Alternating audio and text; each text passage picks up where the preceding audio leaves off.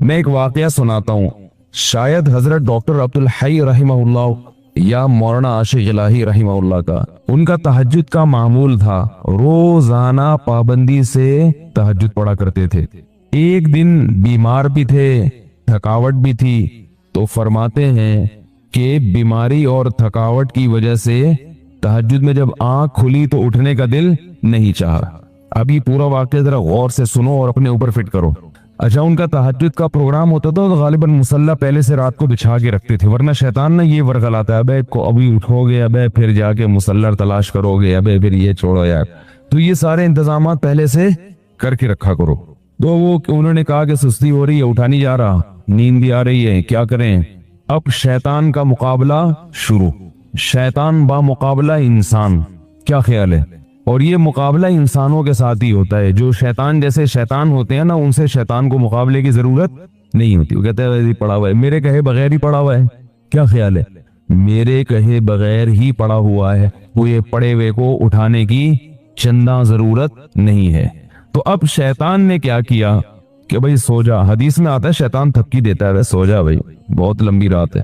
تو فرماتے ہیں کہ میں اب شیطان سے مقابلہ کیسے کروں؟ نفس سستی ہے, تو میں نے نفس کو سمجھانا شروع کر دیا اور شیطان کو ٹوپی کرانا شروع. یہ ٹوپی کے میرے الفاظ ہیں, ان کے نہیں ہیں. شیطان کو کیا شروع کر دی؟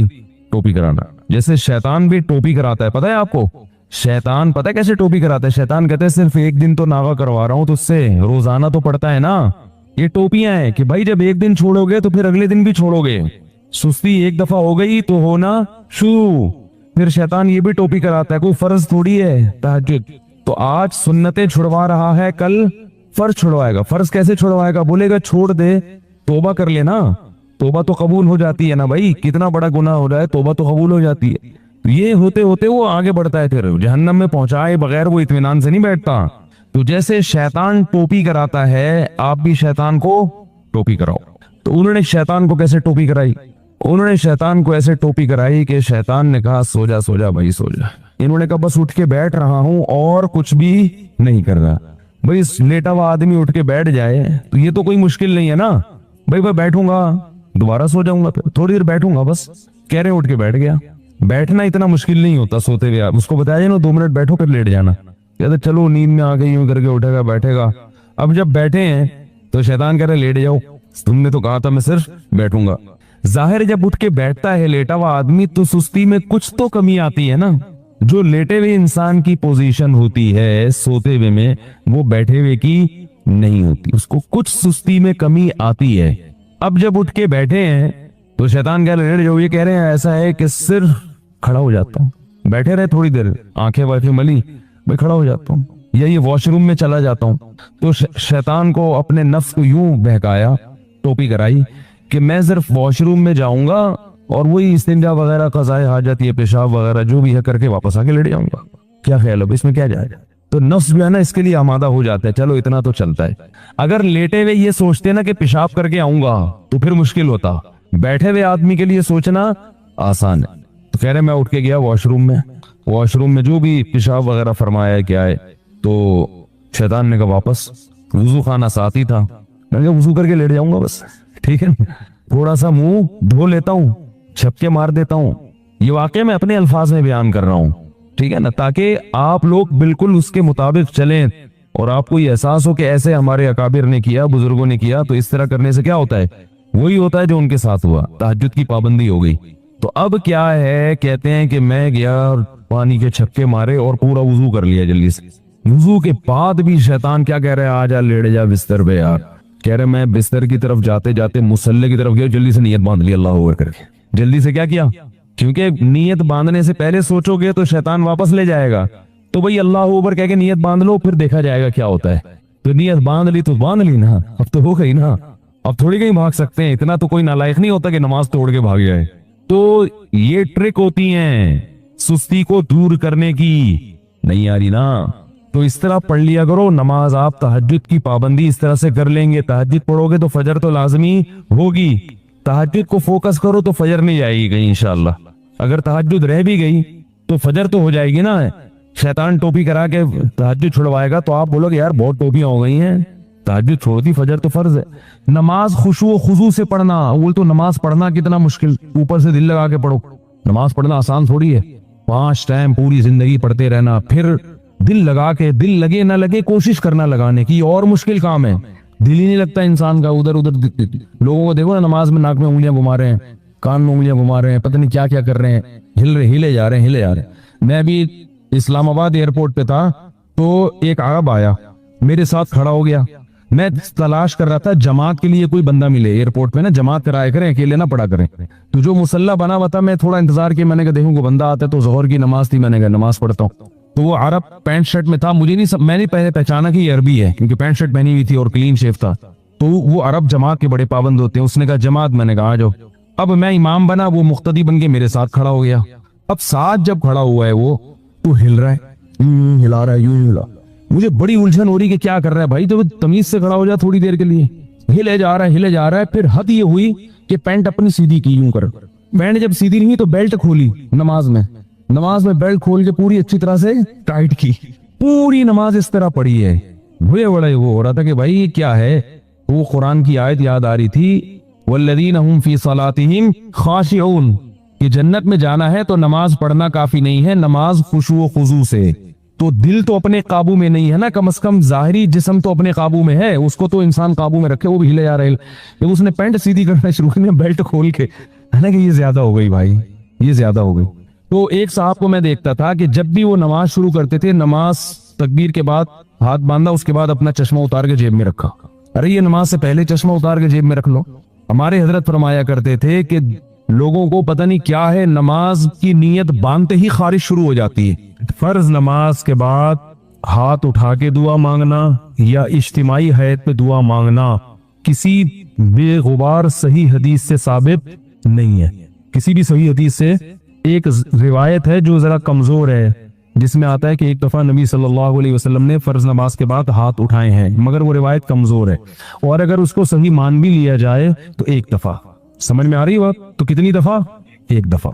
اصول فقہ کی کتابوں میں لکھا ہوا ہے، چاروں مذاہب کی فقہ کی کتابوں میں، کہ حدیث اگر کوئی عمل کثرت سے کیا جاتا ہو اور اس کا نقل کرنے والا صرف ایک ہو تو یہ بات بھی حدیث میں شک پیدا کر دیتی ہے.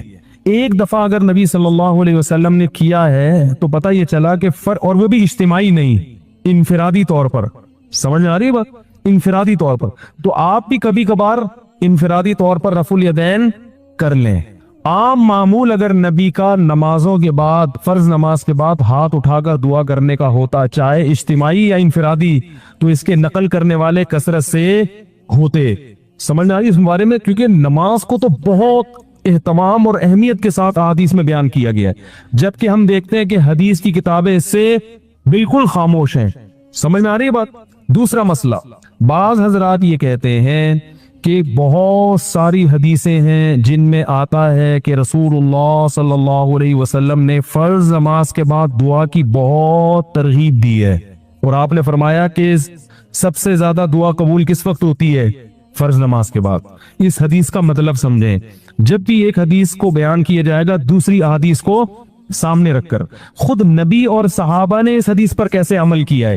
ہم نبی کو دیکھتے ہیں کہ کہیں بھی نہیں کسی صحیح حدیث میں ملتا کہ نبی صلی اللہ علیہ وسلم کا یہ معمول تھا، کیا فرض نماز کے بعد ایسے دعا مانگتے تھے. خلفائے راشدین سے بھی کوئی روایت نہیں ملتی، نہ صحیح نہ ضعیف. بھائی دیکھو ہمارے ہاں تو یہ پابندی سے ہو رہا ہے نا 5 نمازوں میں ہر مسجد میں. اگر صحابہ میں بھی ایسا ہوتا تو کوئی ضعیف روایت تو ملتی نا صحابہ کرام سے، نہ صحیح ہے نہ ضعیف ہے. اور نبی سے بھی کوئی کثرت سے ایک روایت ہے، اس کی سند پہ بھی کیا ہے، ٹھیک ہے بعض نے اس کو صحیح کہا بعض نے ضعیف کہا، مگر وہ بھی متفقون علیہ صحیح نہیں ہے. تو یہ کیسے ہو سکتا ہے کہ ایک عمل پابندی سے ہو رہا ہو اور اس کے نقل کرنے والا کوئی ہو ہی نہیں. تو اب ہم دیکھتے ہیں کہ جو حدیث میں آتا ہے فرض نماز کے بعد آپ صلی اللہ علیہ وسلم نے دعا کی ترغیب دی ہے، خود کیسے دعا مانگی ہے.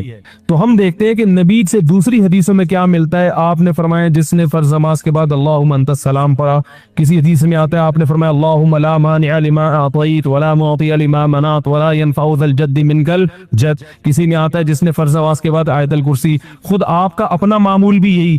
تو پتہ یہ چلا ان کلمات کو حدیث میں دعا سے تعبیر کیا جا رہا ہے. یہ وظائف ہیں. وظیفہ اس دعا کو کہتے ہیں جن کے یعنی لگے بندے کلمات ہوں, اس کو بھی دعا سے تعبیر کیا جاتا ہے. اس کی مثال ایسے ہے جیسے ہم کہتے ہیں افطار کی دعا, آذان کے بعد کی دعا, مسجد میں داخل ہونے کی دعا, مسجد سے باہر نکلنے کی دعا. تو وہ دعا کیا ہے؟ اللہم افتح لی ابواب رحمتک, مخصوص کلمات. اذان کے بعد کی دعا کیا ہے؟ اللہم رب ہذہ الدعوۃ التامہ. تو فرائض کے بعد جو دعا ہے وہ بھی کیا ہے؟ آیت الکرسی, اللہم انت السلام, اللہم لا مانع لما اعطیت. یہ کلمات, ان کلمات کو کیا کہا گیا ہے؟ بولو بھائی, دعا. اور ابن تیمیہ رحمہ اللہ کی رائے یہ ہے جو تفرد ہے کہ فرض نماز کے بعد سے مراد ہے جو اتحیات کے درود شریف کے بعد ہم دعا پڑھتے ہیں, رب اجعلنی مقیم الصلاۃ ربنا آتنا, جو کیونکہ حدیث میں آتا ہے دبور کل صلاۃ. تو دبور کا جو لفظ ہے عربی میں وہ بعد کے معنی میں بھی استعمال ہوتا ہے اور اینڈ کے معنی میں بھی. ابن تیمیہ رحمہ اللہ کہتے ہیں کہ جو ہم نماز کے آخر میں اتحیات پڑھتے ہیں, پھر درود شریف پڑھتے ہیں, اس کے بعد جو دعائیں کرتے ہیں نا, تو فرض نماز کے بعد سے مراد کیا ہے؟ یہ والی. لیکن یہ ان کا تفرد ہے. ہم کہتے ہیں ایسا نہیں ہے, بلکہ سلام کے بعد. مگر دعائیں کون سی؟ وہ جو منقول ہیں. یہاں تک میں سمجھا پایا اپنی بات؟ آگے چلیں. اور نبی صلی اللہ علیہ وسلم نے مختلف مواقع پر مختلف وظائف پڑھے ہیں فرض نماز کے بعد. کبھی آیت الکرسی, کبھی اللہم انت السلام. تو ہم یہ کہتے ہیں. دوسری طرف حضرت عائشہ رضی اللہ تعالی عنہا کی حدیث ہے کہ آپ صلی اللہ علیہ وسلم فرض نماز کے بعد اللہم انت السلام کے بقدر بیٹھتے تھے اور پھر کھڑے ہو جایا کرتے تھے. ان دونوں حدیثوں کو ملا کے پتہ چلتا ہے کہ فرض نماز کے بعد جتنے وظائف منقول ہیں یہ سارے نہیں پڑھنے, کبھی کوئی اور کبھی کوئی. اہمیت چونکہ اللہم انت السلام کی زیادہ ہے اور وہ دائمی معمول رہا ہے نبی کا, جیسے حضرت عائشہ کی, تو اس کو ہم نے اہمیت دی. اور ہم کہتے ہیں کہ پھر آپ فوراً کھڑے ہو کر سنتوں میں مشغول ہو جائیں, باقی وظائف اور تسبیحات آپ پڑھیں سنتوں کے بعد. اس طرح تمام حدیثوں میں تطبیق. اور اہل حدیث حضرات یہ کہتے ہیں کہ نہیں, فرض نماز کے بعد ہی آپ تمام معمولات پورے کریں, اس کے بعد سنتیں پڑھیں. تو یہ علماء میں ایک اختلاف ہے. لیکن ہاتھ اٹھا کے دعا مانگیں جیسے ہمارے ہاں رائج ہے, یہ کہیں بھی نہیں ہے. حتیٰ کہ چاروں, یہ تو اب یعنی اہل حدیث میں بھی نہیں ہے, وہ تو سب کو پتا ہے نہیں ہے. یہ فقہ حنفی میں بھی نہیں ہے, فقہ شافی میں بھی نہیں ہے, فقہ مالکی میں بھی نہیں ہے, اور فقہ حنبلی میں بھی نہیں ہے. کیونکہ فقہ حنفی کی کتابیں بھی اس سے خالی, فقہ مالکیہ, شافعیہ, حنابلہ, ان کی کتابیں بھی اس سے بالکل خالی. نہ صرف خالی بلکہ اس کے مخالف.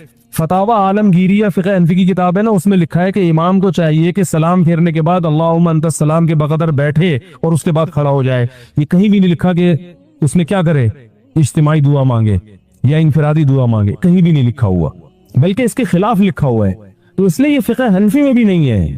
ہاں, یہ ہمارے اکابر میں ایک چیز رائج ہو گئی ہے, ہمارے بزرگوں میں, جو ہندوستان میں بہت تیزی سے, بولو بھائی, پھیل گئی. جب رائج ہو گئی تو حضرت مفتی محمد شفیع صاحب رحمہ اللہ تعالیٰ کا اجتماعی دعا پر ایک رسالہ ہے, مفتی اعظم جو تھے, انہوں نے فرمایا کہ اب اس کو ایک دم ختم کرنے میں کیا ہے, آیا کہ اس لیے کسی مسجد میں اگر یہ دعا مانگی جا رہی ہے تو ختم کرنے پر اصرار نہ کیا جائے, کیونکہ فی نفسی ہی تو دعا کا موقع ہے نا فرض کے بعد.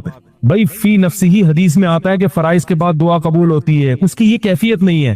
تو فی نفسی ہی نماز کے بعد دعا کا ایک موقع ہے, تو اس میں عوام نے کچھ چیزیں اپنی طرف سے لگا کے اجتماعی حیات بنا دی.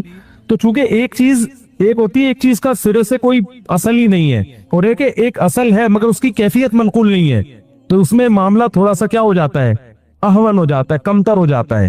تو اس لیے انہوں نے لکھا کہ چونکہ یہ اتنی زیادہ پھیل گئی ہے, اس کو ایک دم ختم کرنا, اس میں فتنہ بہت ہے, اور خود شریعت ہی فتنے کو پسند نہیں کرتی. تو ائمہ کرام کو چاہیے محبت سے لوگوں کی ذہن سازی کریں, لیکن ایک دم اس کو چھوڑنے کی کوشش, بولو بھائی, نہ کریں. یہ کون کہہ رہا ہے؟ مفتی اعظم, جو حضرت مفتی تقی صاحب کے کیا تھے, والد. اس لیے کہ میرا جب یہ کلپ جاتا ہے نا تو بہت سے لوگ میرے خلاف ایک طوفان کھڑا کر دیتے ہیں کہ یہ حنفی نہیں ہے, یہ پتہ نہیں, یہ تو بزرگوں ہمارے اکابر کے خلاف چل رہا ہے, تو پتہ نہیں کیا کیا لوگ بنانا شروع کر دیتے ہیں. تو ہمارے اکابر قرآن و سنت کے فالوورز تھے, لیکن اگر کسی اکابر نے کوئی چیز کر دی ہے تو اب یہ تو نہیں کہ اس کو آپ نے لازمی قرآن و حدیثی کے مطابق کرنا ہے کیونکہ ہمارے بزرگ نے کر دی ہے, ایسا تو نہیں ہوتا. किसी बुजुर्ग से भी तो खता हो सकती है, बड़े बड़े उलमा से खता हुई है। मेरे शेख और मुर्शिद मुफ्ती रशीद अहमद साहब, जिनसे मैं इतने साल बैत का ताल्लुक रहा, तो ऐसे फतावा में उनके बाज मसाइल से हमने रुजू किया है। हमने कहा ये हजरत की राय थी मगर हम इससे मुत्तफिक, बोलो भाई नहीं है, तो अब इसका ये मतलब कि हम अकाबिर को नहीं मानते। और हमारे शेख ने बात चीजों में अपने शेख से इख्तलाफ किया है।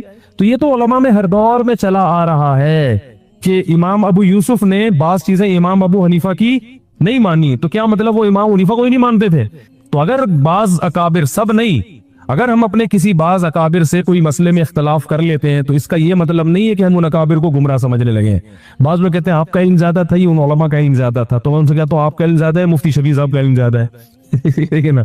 तो ऐसा थोड़ी कि मेरा तफर्रुद है। तो हजरत मुफ्ती शफी साहब रहमतुल्लाह की भी आयत थी। मुफ्ती रशीद अहमद साहब भी बहुत बड़े आलिम थे, हजरत मुफ्ती शफी साहब के नाइब थे वो फतवे में। उनका पूरा ऐसल फतावा में एक रिसाला है कि फराइज के बाद रफुल यदैन से दुआ नहीं है, पूरा रिसाला लिखा है उन्होंने। तो वो भी तो हमारे अकाबिर ही में से ही थे। तो हाँ, ये कह सकते हैं कि अकाबिर में इस मसले में क्या है, इख्तलाफ है। तो ठीक है, आपको जिसकी राय ज्यादा बेहतर लगे आप उसकी राय को फॉलो करें, दूसरे की राय पर तंज ना करें। आपको अगर मेरी राय गलत लगती है तो आप उन अकाबिर की राय को फॉलो करें, हम पे तंज ना करें। और हमें अगर ये राय सही लगती है तो हम इस राय को फॉलो करें।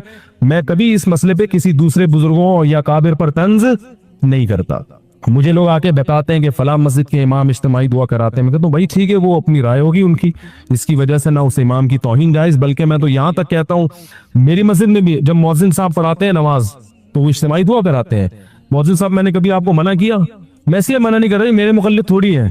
ये कह सकते हैं भाई फला इमाम भी कर रहे हैं, फला बुजुर्ग भी कर रहे हैं, फला वो आलिम, वो आपसे बड़े आलिम है वो कर रहे हैं, तो ये मेरे थोड़ी मुकल्लिद है। तो मैं क्या कहूंगा भाई, जब एक इतने बड़े आलिम को फॉलो कर रहे हो तो मैं क्या कह सकता? मैं अपनी राय दलाइल की दुनिया में पेश कर दूंगा, भाई ये समझ में आ रही है ठीक है, नहीं आ रही है तो भी ठीक है। कोई इतना बड़ा इशू नहीं है कि जिसपे हम एक दूसरे के खिलाफ मुनाजरे करें, फतवे दे। सारी मस्जिदें जितनी भी हैं सब में इज्तिमाई दुआ होती है। लोग मुझे आके बताते हैं वो तो कर रहे हैं, कहता हूं भाई वो भी सुन्नत ही को अपने लिहाज से फॉलो कर रहे हैं। अल्लाह ने उनको जितना इल्म दिया, जितनी समझ दी, और जो उनकी बस में था उसके हिसाब से उनको ये सही लगा तो वो ये इसको फॉलो कर रहे हैं।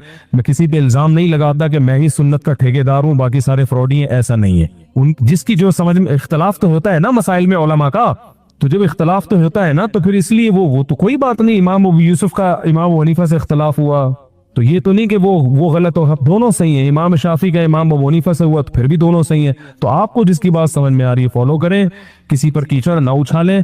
दलाइल की दुनिया में मुझे ये बात ज्यादा समझ में आ रही है कि अगर ये चीज सुन्नत होती तो सहाबा कराम से मनकूल क्यों नहीं है? लौ कान खैरन मा लसबकूना इलैहि।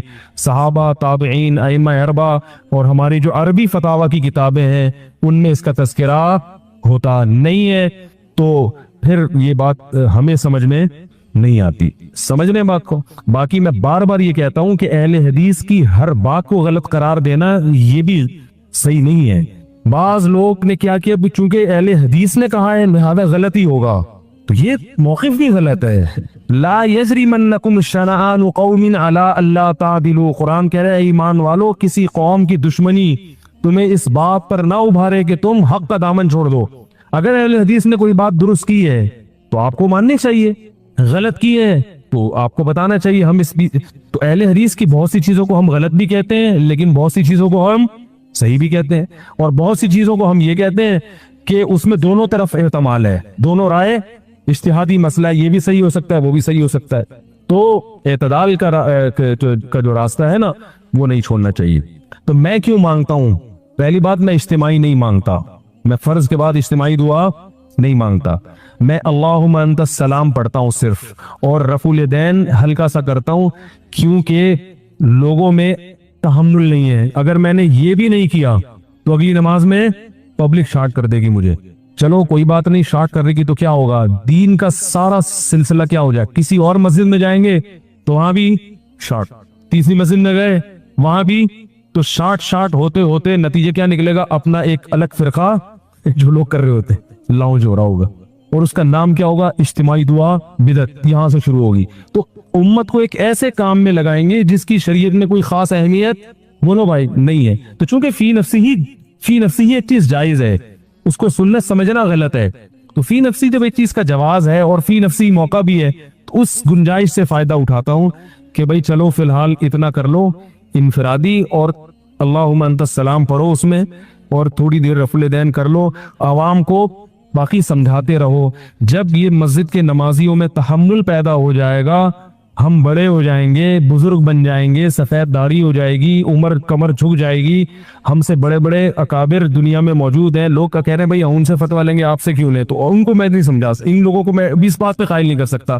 تو جب ہم بوڑھے ہو جائیں گے اگر زندہ رہے، تو پھر ایک لوگوں کو ہوگا کہ بھائی یہ بھی ایک بزرگ بن چکے ہیں، اب پتہ نہیں وہ دن آئے گا کہ نہیں آئے گا، لیکن اگر ایسا ہو گیا تو پھر ہم چھوڑ دیں گے۔ مفتی ظہیر علی صاحب کی طرح بولیں گے یہ جائز ہے یہ ناجائز ہے، کسی کے باپ میں دم میں تو کر کے دکھا دیں۔ ٹھیک ہے حضرت